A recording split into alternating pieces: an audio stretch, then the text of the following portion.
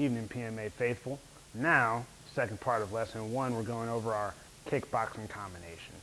All right, so remember, for our kickboxing combinations, we're looking for a few things. Parents, make sure you reiterate this to your kids that once we understand the combinations, and most of my bigger kids will understand that, little champs still need a little reiteration. We want to make sure that at the end of the day, they can do these combinations fluidly and with confidence. Okay? Now, depending on the level of your child, is going to depend on the expectations, right? If you're the child of a white belt and you know that they've been having some coordination problems and we're still working on that, then of course don't have your expectations too high. But obviously, if I got one of my brown belts or blue belts watching this video, these combinations, after you understand which move is which, should be coming out nice, quick, and what we call crisp combinations. Okay? So we're still working on that shadow boxing that we did earlier with our covers, only now we're incorporating punches and kicks with them, or more punches and kicks with them. So I got my bag here. I'm not going to hit the bag yet. I'm still going to do it in the air for shadow boxing, just so we understand, and then I'll start hitting the bag. All right? So our first combination is going to be cover. Excuse me. Let me mirror you guys. I'm going to cover with my lead, or my left. Remember, for that cover, I want to point that elbow. I want to make sure that elbow is nice and close to my face. And then I want to come out with the cross, hook, cross, lead leg, roundhouse kick.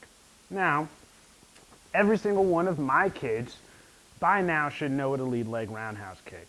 But let's go ahead and make a few notes. Number 1, for my lead leg roundhouse kick, it's coming straight up in front of me. I'll back up a little bit so you guys can see my feet.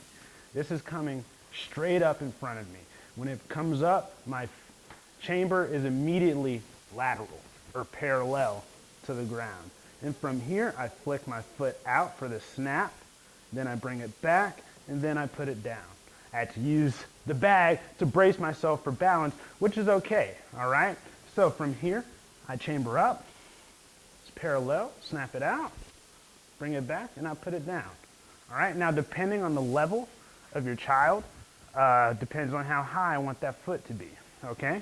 For all my white belts and yellows, it's okay if that leg's a little low because we're still working on that flexibility, but try to pick that foot up every time. And of course, for my purples and higher, really try to get that head level, get that kick head level up there. If you have a mirror around, do this in front of a mirror so you know how high your foot is able to go, all right? So again, for that combination, we're here. And of course, make sure you have your equipment on, at least your gloves, because you'll be hitting stuff. We're here. Cover, cross, hook, cross, lead leg, roundhouse kick. Again, cover with the left, cross with the right, hook with the left, hook with the right, excuse me, hook with the left, cross with the right, and then kick with that lead leg, which is our left leg. All right? So, at speed, 1, 2, 3, 4, 5. 1, 2, 3, 4, 5. Again, 1, 2, 3, 4, 5. One more time. 1, 2, 3, 4, 5. Good. Now we're going to work on the bag with this, okay? Now, if you don't have a bag at home and you're with your child, the firmest, not softest, the firmest pillow, stuffed animal, even a couch cushion, all right, would help, especially if you have a little one, right? So get the firmest pillow, couch cushion, stuffed animal that you can find to give your child something solid to hit. You don't want them to hit anything soft, like a really soft bedroom pillow or something like that. That's not really going to work, all right? Number 1, it's not going to be enough cushion, and if your child hits hard, you're going to feel it, right? But they're also not going to get a good reaction, right? The reason why these bags work so very well is because they're firm. Right? If a bag is wobbly all over the place, it's not necessarily a good bag. That's why you guys see me tighten them a lot, because a wobbly bag doesn't have a good reaction. You want a nice solid thud And you only get that thudness from something that's very firm. All right? So if you want your child to hit something when they're doing these combinations, I recommend that if you don't already have a bag, you don't already have a kick shield or some focus pads to use, I recommend you just find a very solid, very firm cushion or pillow and have them use that in the meantime, okay? Now, excuse me. Of course, if you guys wish to purchase some from us, feel free to give us a call. We'll tell you what we have and prices as far as that goes, or at least where to buy, okay? So if there's any questions about that, please feel free to ask us, okay? Now, let's get on with this kicking combination, or this kickboxing combination. So I'm here in my guard stance. Remember, I'm gonna raise my lead to block, and then I'm gonna return. Remember, I want that elbow pointed. I don't wanna overturn, right? Because then I can't see them. I'm gonna turn my body slightly, keep that elbow pointed, and then as soon as I turn and I come back, bam, bam, bam, bam. All right? You guys will notice that after I do my punches, you'll see me do a little thing with my feet. That's because I'm bracing my feet so that I have more balance when I kick. But I could just as easily, bam, bam, bam, bam, just pick it up from where my foot is. All right? If you notice your child shuffling a lot, finding that kick, if they're, white to yellow, maybe orange belt level, that's okay, right? Purple and beyond, you want to make sure that your feet stay in place when you throw that kick. All right? Cover, cross, kick. Cover, cross, kick. I want you guys to do that combination about 10 times, and then we're going to move on to combination number 2. All right? Combination number 2 is going to be almost the exact same, except it's going to be reverse. All right? When I say reverse, I mean we're using the opposite sides now. So instead of leading with our lead cover block, we're going to lead with our rear cover block on our right side, come back with the hook, cross, hook, and then end with the rear leg roundhouse kick. Now, for my kids at home, if you want to turn that into a 360, that's okay. But be able to explain to me and your parents what's the difference between this one and this. Why does a 360 go all the way around? Make sure you're able to explain that.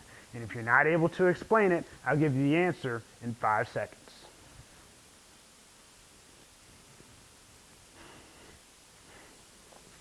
So remember that when I throw this rear leg roundhouse, that's a snap style roundhouse. That's a roundhouse you'll see in more taekwondo and karate styles. Well, they'll still have the chamber, keep it bent, snap it out when it comes to the front, and then bring it back. However, the 360 roundhouse kick is more of what we call a Muay Thai or kickboxing roundhouse kick, where we're actually putting our entire weight, our entire momentum into that kick. And because we have a lot of weight, because we have a lot of power and momentum, it's going to cause our body to turn. And as long as we plant that foot behind us, we're good, all right? You watch any Muay Thai or kickboxers, when they throw that roundhouse kick and they don't hit anything, they do a full spin, all right? However, once we get to the bag, no matter what style of kick, whether it's the karate style where you snap or the Muay Thai style where you put your whole weight into it, the spin is taken away because now I have a target and I hit my target and then I come back to my stance. All right, I'll show you guys from here.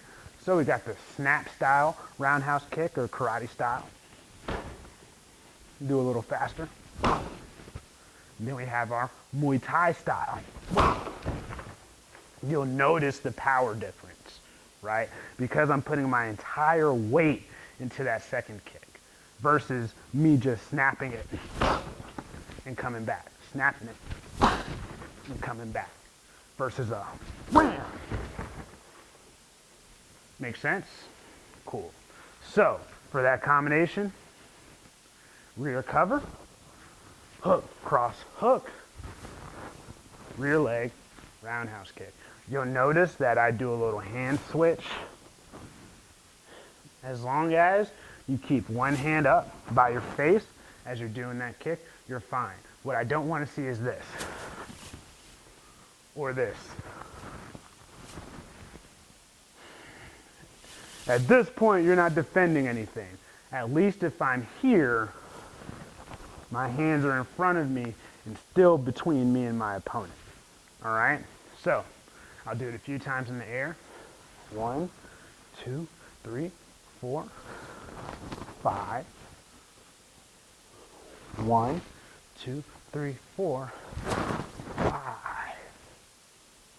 Good. Now let's go ahead and move it to the bag. Okay, so I'm here. 1, 2, 3, 4, 5. 1, 2, 3, 4, 5. 1, 2, 3, 4, 5. Everybody got that? Good.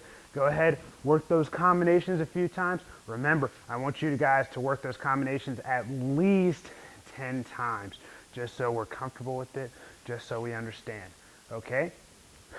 From here, make sure that we're testing the kids' speed with these combinations. Once we get super comfortable, we can start adding speed to it, right? Bam, bam, bam, bam, bam, bam, bam, bam, bam, bam, right? Start alternating the combinations. Parents, play with the speed, play with their coordination. If you guys have focus mitts, play with that on the focus mitts as well, okay? The great thing about these kinds of classes is I want these to be a real, let's say, blank slate, like I said earlier. So you guys, if you want to, you can build off of it, add a little fun, add a little creativity, but just making sure that we keep the base lessons, okay? From here, if you are a little champ, this is where your class ends, at least little champ in basic, okay? It's where your class ends. Parents, make sure you give them a nice pat on the back or a hug or a high five. Make sure you put hand sanitizer on afterwards, right? But you know, give them a little positive reinforcement, because if they did this whole thing and they did it good and they're sweating a little bit or they might be a little tired, it's okay. You guys did a great job. Thank you for my basic little champs. From this point on, your lesson plan is over, okay? You're not obligated to continue. However, if you want to see some of the fun stuff in the other classes, feel free to keep watching.